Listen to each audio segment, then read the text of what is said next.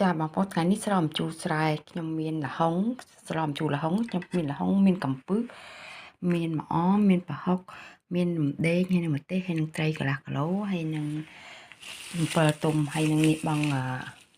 ម្រះព្រៅបេះថ្មីណាឥឡូវទឹកពុះខ្ញុំដាក់ប្រហុកចូលទឹក7ទុំ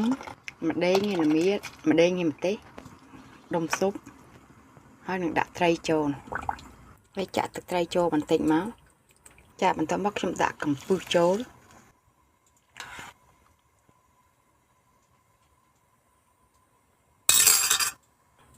រួចហើយដាក់ល្ហុងចូលមកហើយរំងាស់វាមួយពុះមកចាឥឡូវចុងក្រោយឆ្អិនហើយខ្ញុំដាក់ម្អមចូលទៅហើយនឹងស្លឹកម្រះព្រៅចូលទៅតែប៉ុណ្្នឹងមករួចហើយយើងបិទភ្លើងទៅហើយថែមម្ទេស2-3គ្រាប់ទៀតមកចាសម្លម្ជូរស្រែរួចរាល់ហើយបងប្អូនឆ្អិនហើយនេះរសជាតិឆ្ងាញ់ណាស់ជូរច្រាស់មែនតើ